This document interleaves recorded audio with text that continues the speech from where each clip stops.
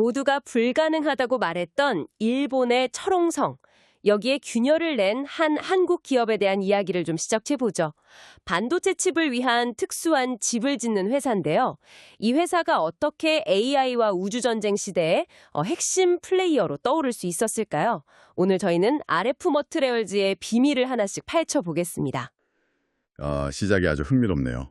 말씀하신 대로 반도체라는 초고성능 엔진이 제 성능을 내려면요. 그걸 안전하게 보호하고 또 엄청난 열을 식혀주는 패키지, 그러니까 집이 필수적이죠. RF 머티리얼즈는 바로 그 집을 특히 일본 기업들을 꽉 잡고 있던 고성능 세라믹 패키지 시장에서 국산화에 성공한 국내 유일한 기업입니다. 그렇군요. 그럼 이 회사가 정확히 어떤 종류의 집을 지어서 돈을 버는지부터 좀 살펴보죠. 사업 포트포리오를 보니까 생각보다 훨씬 다각화되어 있더라고요. 가장 큰 비중을 차지하는 게 의외로 완제품에 가까운 군수용 장비 부품이네요.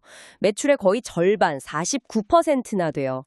네, 그게 바로 자회사인 RF 시스템즈를 통해서 나오는 매출이에요. 레이더 안테나나 군용 장비에 들어가는 환경 제어 장치 같은 것들인데요. 이게 아주 안정적인 캐시카우 역할을 해주고 있거든요. 국가 방산 프로젝트는 경기를 잘 안 타니까요. 맞습니다. 회사의 든든한 기반이 되어주는 사업인 거죠. 그리고 나머지 절반이 바로 그 반도체의 집, 패키지 사업인데 통신용이 37%로 가장 크네요. 5G 기지국이나 AI 데이터 센터에 들어가는 바로 그 부품들이겠군요. 네, 맞습니다. 현재 이 회사의 가장 뜨거운 성장 동력이 바로 그 통신용 패키지 사업부예요. 그 외에 미사일 같은 정밀 무기에 사용되는 군수용 패키지가 한 4%, 그리고 산업용이나 의료용 장비에 쓰이는 레이저용 패키지가 약 1% 정도 비중을 차지하고 있습니다. 흥미로운 정유, 이 모든 사업의 뿌리에 HTCC라는 동일한 기술이 있다는 거네요. 고온 동시소성 세라믹 기술. 이게 그렇게 대단한 기술인가요? 아주 어려운 기술이죠. 쉽게 말해서요. 흙으로 도자기를 빚듯이 세라믹 판을 여러 겹 쌓고요. 그 사이에 미세한 금속 회료를 인쇄를 해요.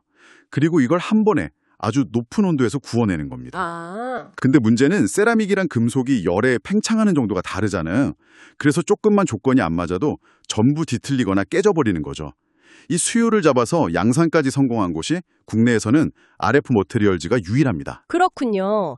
거의 도자기를 굽는데 그 안에 전선까지 완벽하게 그려넣는 그런 장인 기술 같네요. 자, 그럼 최근 반도체 시장의 가장 뜨거운 키워드, 질화 관련 반도체 이야기로 넘어가 보죠. 이 차세대 시장에서 RF 머티리얼즈는 어떤 역할을 하고 있나요? 질화 관련 반도체는요. 기존 실리콘 반도체보다 훨씬 높은 전압과 온도에서 더 빠르게 작동할 수 있는 신소재예요. AI 데이터 센터, 전기차 충전기, 육시통신처럼 고출력, 고효율이 필요한 모든 곳에 쓰일 수밖에 없죠. 시장도 2030년까지 매년 40%씩 성장할 걸로 예상되고요. 여기서 RF 머티리얼즈의 역할이 아주 절묘합니다. 절묘하다는 건 어떤 의미죠? 바로 모회사인 RFIC와의 관계 때문이에요. RFIC는 국내에서 독보적인 GN 반도체 설계 그리고 제조 기술을 가진 회사거든요. 잠깐만요. 그럼 이건 단순히 모회사가 자회사에 일을 주는 수준이 아니네요.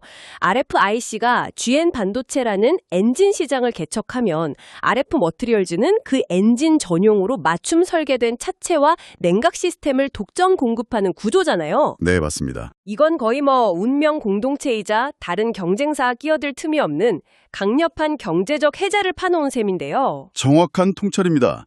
겐칩이 성능이 좋은 만큼 열도 엄청나게 발생하는데 RF 머티리얼즈의 세라믹 패키지가 그 열을 가장 효율적으로 식혀주면서 신호를 안정적으로 전달하는 역할을 하는 거죠.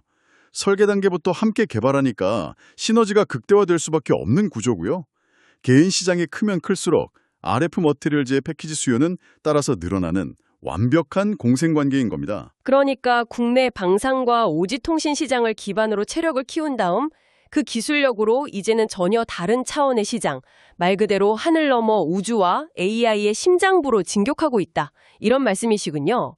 그 우주 이야기부터가 정말 궁금해지네요. 2025년 12월에 아주 기념비적인 성공 사례가 있었어요. 국내 최초로 우주용 다층 세라믹 메모리 패키지 개발과 실증에 성공한 겁니다. 여기서 실증이라는 게 중요해요. 잠시만요. 이게 그냥 우리 기술 좋아요 수준의 마케팅이 아니잖아요. 실제 누리호 4차 발사체에 실어서 우주로 쏘았고 거기서 테스트까지 마쳤다는 거 아닙니까? 네, 맞습니다. 그래서 더 대단한 거죠. 위성에 탑재된 이 패키지가 영하 150도의 극조온, 그리고 영상 120도의 고온으로 가는 우주 공간에서 완벽하게 작동을 했고요. 지상과의 양방향 교신까지 성공적으로 마쳤습니다. 이걸로 스페이스 허리티지, 즉 우주 환경에서 검증된 이력을 확보하게 된 거예요. 이건 뭐 돈 주고도 살 수 없는 최고의 기술 인증서나 다름없죠. 우주에서 받은 인증서라니 정말 강력한데요. 그럼 이제 지상 최대의 전쟁터, AI 시장으로 내려와 보죠. 특히 엔비디아와는 어떻게 연결이 되는 건가요? 네, 직접적인 연결고리가 있습니다. 글로벌 광통신 부품 분야의 강자인 루멘텀이라는 회사를 통해서 엔비디아의 AI 서버에 들어가는 광방열 모듈을 공급하고 있어요. 사실상 엔비디아의 공급망에 한 다리를 걸치고 있는 셈이죠. AI 데이터 센터는 정말 상상도 못할 양의 데이터를 처리해야 하니까 내부 통신 속도가 생명일 텐데요. 바로 그 지점입니다. 현재는 800G급 광트랜시버가 쓰이는데 앞으로는 1.6T, 3.2T급으로 계속 빨라져야 해요. 속도가 빨라진다는 건 그만큼 더 많은 열이 난다는 뜻이고요. RF 머티리얼즈는 바로 이 초고속 광트랜시버용 세라믹 패키지를 만들고 있습니다. 그리고 더 중요한 게 있어요. 네. 바로 AI 칩 자체에 열을 식히는 기술입니다. 아, AI 칩 발열 문제. 이거 정말 심각하다고 들었어요. 데이터 센터 운영비의 절반이 전기료고 그 전기 대부분이 서버 열시키는 데 쓰인다고 하더군요. 그래서 콜드 플레이트라는 기술이 주목받고 있습니다. 콜드 플레이트라면 혹시 우리가 고사양 게이밍 PC에 쓰는 수냉 쿨러 같은 원리라고 생각하면 될까요? 다만 그걸 개인용 컴퓨터가 아니라 거대한 데이터 센터 규모로 키운 거라고요? 정확한 비유입니다. 바로 그 원리를 이용해서 서버렉 전체의 열을 액체 냉매로 직접 식혀주는 기술이죠. 지금까지 이 콜드 플레이트 부품도 대부분 수입에 의존했는데 RF 머티리얼즈가 이걸 국산화해서 최근 양산을 시작했습니다. AI 서버의 가장 큰 골칫거리인 발열 문제를 해결하는 핵심 솔루션을 직접 공급하게 된 겁니다. 정리해보면 국내에서는 사실상 경쟁자가 없는 독점적 플레이어고 글로벌 시장에서는 일본의 거대 기업들과 경쟁하는 구도군요. 일본의 교세라, NGK, 마루와 같은 회사들은 정말 산처럼 느껴지는데 이들과의 경쟁에서 RF 머티리얼즈가 내세울 수 있는 무기는 뭔가요? 크게 세 가지를 꼽을 수 있습니다. 첫 번째 무기는 앞서 이야기 나눈 방산과 안보입니다. 아, 그 부분이요. 저는 그저 안정적인 캐시카우 정도로만 생각했는데 이게 경쟁 우위가 되나요? 그럼요. 아주 강력한 우위입니다. 미사일이나 레이더에 들어가는 핵심 반도체 부품을 생각해 보세요. 이걸 언제까지나 일본에서 수입해 쓸 수는 없는 노릇이죠. 국제 정세에 따라서 공급이 끊길 수도 있으니까요.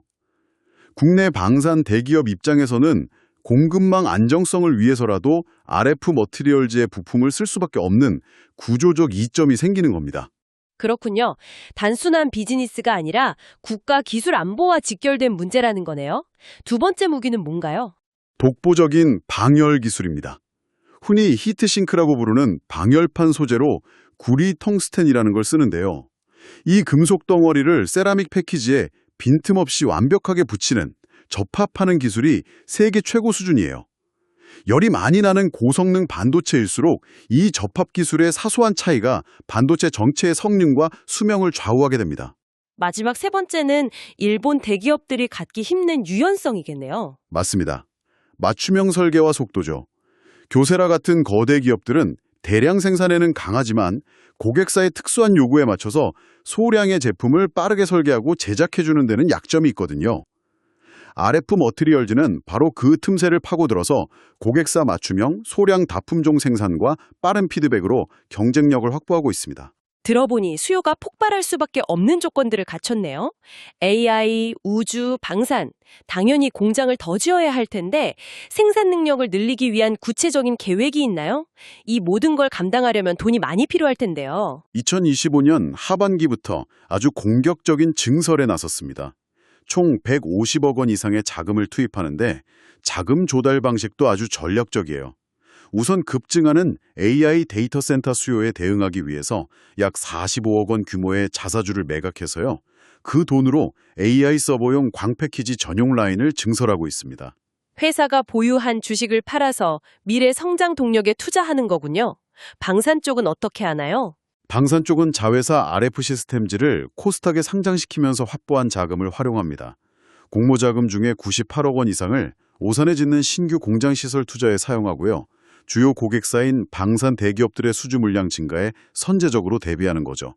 여기에 더해서 앞서 말씀드린 우주급 패키지 양산을 위한 고도의 클린룸과 검사 장비 도입도 진행 중입니다.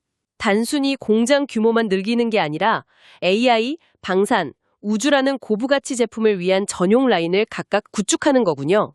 미래를 위한 신사업 계획도 구체적으로 나와 있나요? 그럼요. 크게 3대 신사업을 추진 중인데 첫째가 바로 우주항공엔 육지입니다. 이미 우주용 패키지로 성과를 냈죠. 둘째는 전기차 전력 모듈이에요. 전기차의 심장인 인버터에 들어가는 전력 반도체 역시 엄청난 열을 견뎌야 하거든요. 마지막으로 산업용 고출력 레이저 시장도 노리고 있습니다. 이 모든 신사업의 기반에는 극한 환경을 견디는 고신뢰성 패키징이라는 핵심 기술이 깔려 있고요. 알겠습니다. 이제 가장 중요한 숫자들을 좀 들여다보죠. 자료를 보니까 2025년 3분기 실적이 정말 드라마틱하게 좋아졌더라고요. 네, 극적인 턴어라운드에 성공했죠. 2025년 3분기까지 누적 매출이 약 430억 원으로 전년 같은 기간보다 45%나 증가했고요. 무엇보다 영업이익이 19억 원 적자에서 46억 원 흑자로 돌아섰습니다. 앞서 말한 AI 데이터 센터 수요 증가에 힘입어서 통신용 패키지 매출이 폭발적으로 늘어난 덕분이에요. 재무 건전성도 눈에 띄게 개선됐어요. 100억 원 규모의 전환사채를 조기 상환했던데 이건 어떤 의미인가요? 아주 긍정적인 신호입니다. 전환사채는 나중에 주식으로 전환될 수 있어서 주가에 부담을 주는 잠재적 매물, 즉 오버랭 리스크로 작용하거든요. 이걸 회사가 번 돈으로 미리 갚아버리면서 시장의 불안감을 해소한 거죠. 덕분에 부채 비율은 62%에서 48%로 크게 낮아졌고요. 단기 지급 능력을 보여주는 유동 비율은 315%로 아주 우수합니다. 앞으로 대규모 투자를 위한 체력을 충분히 비축했다는 의미죠. 장밋빛 이야기만 할 수는 없겠죠. 투자를 고려한다면 반드시 짚고 넘어가야 할 리스크 요인들은 어떤 게 있을까요? 물론 있습니다. 가장 핵심적인 리스크는 역시 높은 고객사 의존도입니다. 그 점이 저도 가장 신경 쓰이더군요. 사실상 모회사인 RFIC과 글로벌 파트너인 루멘텀, 이 두 회사가 흔들리면 같이 무너질 수 있는 구조잖아요. 고객사를 다변화하려는 노력은 없나요? 예를 들어서 RFIC의 경쟁사인 다른 겐 반도체 회사에 패키지를 공급할 수도 있는 건가요? 이론적으로는 가능하지만 현실적으로는 쉽지 않은 문제입니다.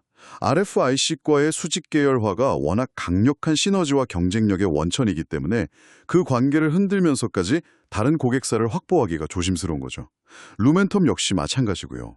이 집중 리스크는 이 회사의 성장 스토리를 믿는 투자자라면 계속 안고 가야 할 숙제 같은 겁니다. 밸류에이션 부담도 무시할 수 없겠어요. 이렇게 좋은 이야기들이 나오면서 주가의 기대감이 상당히 반영되었을 텐데요. 맞습니다. 실적 개선과 미래 성장성에 대한 기대감이 주가에 많이 녹아 있어서요. 만약 성장세가 시장의 기대치에 조금이라도 못 미치면 주가 변동성이 커질 수 있습니다. 그리고 전환사채 리스크는 해소됐지만 주가가 많이 오른 만큼 이대주주나 다른 재무적 투자자들이 차익 실현을 위해 주식을 매도할 가능성, 즉 또 다른 오버행 리스크도 여전히 존재하고요. 자, 오늘 RF 머티리얼즈에 대한 깊이 있는 분석을 정리해 보겠습니다. 2025년 성공적인 실적 턴어라운드를 발판 삼아서 AI 데이터 센터와 방산이라는 쌍끌이 성장 엔진을 장착했네요. 여기에 독보적인 방열 기술을 무기로 우주항공, 전기차라는 새로운 영토로 확장해 나가는 확실한 성장 스토리를 갖춘 기업으로 보입니다. 그렇습니다. 이 기업의 행보를 보면 단순히 한 회사의 성장을 넘어서 더 큰 그림을 생각하게 돼요. 산업의 쌀인 반도체를 지키는 마지막 방어선이자 성능을 극대화하는 핵심 기술이 바로 패키징입니다. 과거 우리가 일본에 전적으로 의존했던 이 핵심 부품의 공급망을 국내 기술로 자립시켰다는 것, 글로벌 기술 패권 경쟁이 날로 심해지는 이 시대에 이것이 국가 전체의 기술 안보 측면에서 과연 어떤 의미를 가질까요? 이 질문이 앞으로 RF 머티리얼즈의 가치를 평가하는 또 다른 중요한 기준이 될 수 있을 겁니다.